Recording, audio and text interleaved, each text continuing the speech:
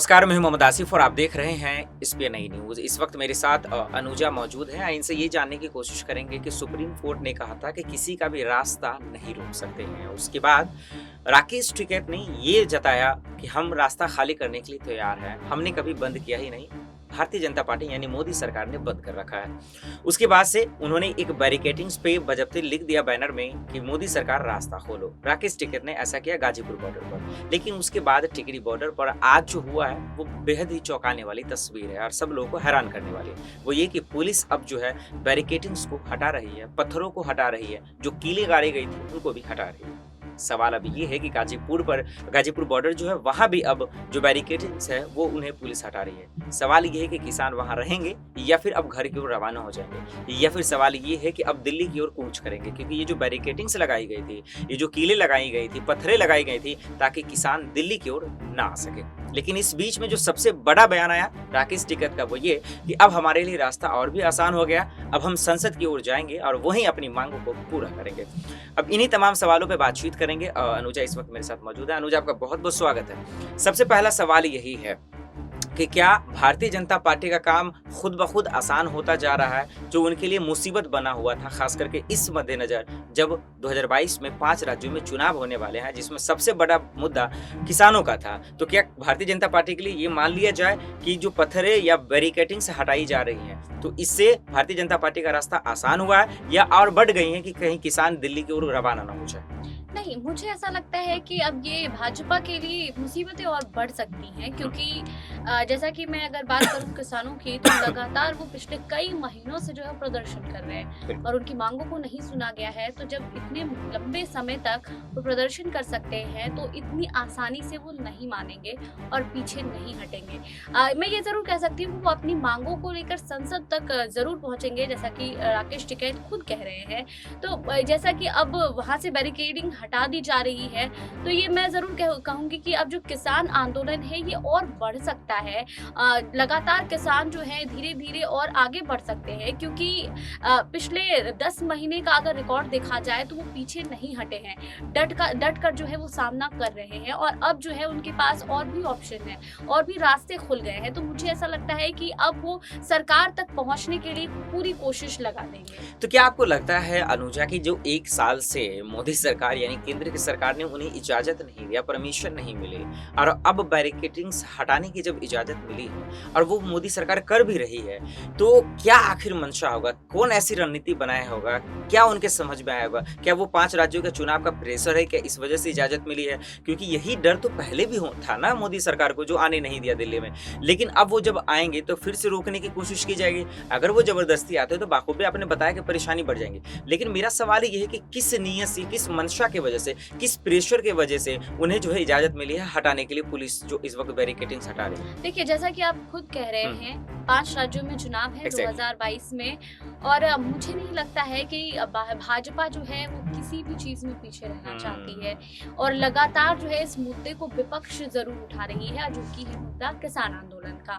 तो मुझे ऐसा लग रहा है कि 5 राज्यों में चुनाव है और उससे पहले पार्टी जो है वो सारी चीजें साफ करना चाहती है और इसी वजह से जो है बैरिकेडिंग हटा दी गई है, ताकि जो विपक्ष लगातार सवाल खड़े कर रही है भाजपा सरकार पर कि वो जो है किसानों की मांगों को पूरा नहीं कर रहे हैं, थोड़ी बहुत इसमें कमी आए, इसी वजह से ये सारी चीजें की जा रही हैं। बहरहाल इस चीज को भी समझना होगा कि 2022 में जो चुनाव है उसके लिए कांग्रेस पार्टी अपनी रणनीति जो बना रही है उसमें सबसे अहम मुद्दा था किसान बिल का, और किसान बिल का लगातार जो किसान है वो जो है इसके अगेंस्ट प्रदर्शन कर रहे हैं, जिसको सभी विपक्षी दल जो है एक बड़ा मुद्दा बनाए हुए हैं।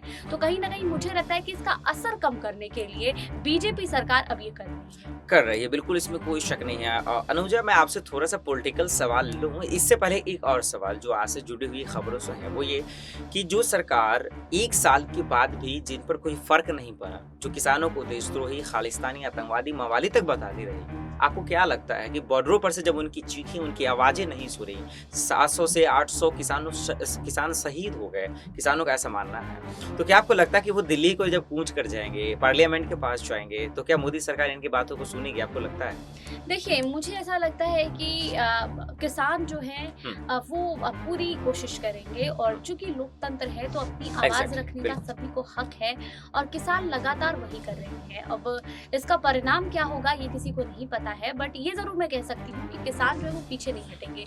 और मैं रही बात बीजेपी की, तो ये मैं ज़रूर कह सकती हूँ कि चुनाव से पहले वो कोई ऐसा खतरा नहीं मोल लेना चाहती है जिससे उसका जो है वो चुनाव पर असर पड़े। इसी हुँ। वजह से लगातार जो है किसानों की तरफ थोड़ी नरमी ज़रूर अब दिखाई जा रही है। बिल्कुल, इसमें कोई शक नहीं, चुनाव पे असर ना पड़े। जो अनुजा बात कर रही हैं, ये बहुत बड़ी बात है और इसी से अब सवाल ये है कि यूपी में चुनाव होने वाले हैं। तो सवाल ये है अनुजा कि भारतीय जनता पार्टी के लिए तो सबसे बड़ा जो चुनौती है, वो तो किसानों का ही मुद्दा है। लेकिन जो विपक्ष की बात कर रहे हैं, जो एक मौका उन्हें मिला है कि किसानों के सहारे यूपी में जो अपनी सरकार बना ले, तो क्या इस रेस में सबसे आगे कौन है? क्या वो प्रियंका गांधी यानी कांग्रेस है? क्या वो मायावती यानी बसपा है? या फिर अखिलेश यादव यानी कि सपा है? आपको इन तीनों विपक्ष में कौन लगता है कि किसानों का ज़्यादा समर्थन किसको मिलेगा? इस रेस में अभी इस वक्त कौन आगे है? देखिए, मुझे ऐसा लगता है कि कांग्रेस पार्टी है, चूँकि अगर मैं प्रियंका गांधी की बात करूँ तो लगातार जो है वो किसानों के समर्थन में अपनी आवाज़ रख रही हैं। इससे पहले देखा गया है कि लखीमपुर में जो किसानों के साथ व्यवहार किया गया, उन पर जो है गाड़ियाँ बिल्कुल। चला दी गई, तो ये ज़रूर कह सकते हैं उसको लेकर लगातार प्रियंका गांधी जो है वो न्याय की मांग करती रही हैं, पीड़ित परिवारों से मिली। मैं आज की बात करूँ तो आज भी वो किसान परिवार से मिलने के लिए गई, वहाँ पे आश्वासन देती हैं कि उनकी सरकार आई तो ज़रूर काम करेंगे। तो ये ज़रूर कह सकते हैं कि इस बार जो चुनाव होने हैं उसमें किसानों का समर्थन जो है वो बहुत मायने रखता है, और इसी वजह से कांग्रेस पार्टी भी जो लगातार प्रियंका गांधी जो है किसानों के समर्थन में अपनी बात रख रही हैं, तो मुझे ऐसा लग रहा है कि किसान जो है वो अपना समर्थन कहीं ना कहीं कांग्रेस पार्टी को देंगे यहाँ पर। कांग्रेस पार्टी को देंगे, उसके अलावा उनके पास शायद कोई ऑप्शन नहीं है। देखते हैं आखिर किसानों का वाकई में कितना उन्हें समर्थन मिलता है। एक आखिरी सवाल अनुजा आपसे, अब वो ये कि प्रियंका गांधी जिस किसान का आप बात कर रही हैं, बाराबंकी भी गई थी, महिला किसानों के साथ वो खाना भी खाते हुए नजर आई थी।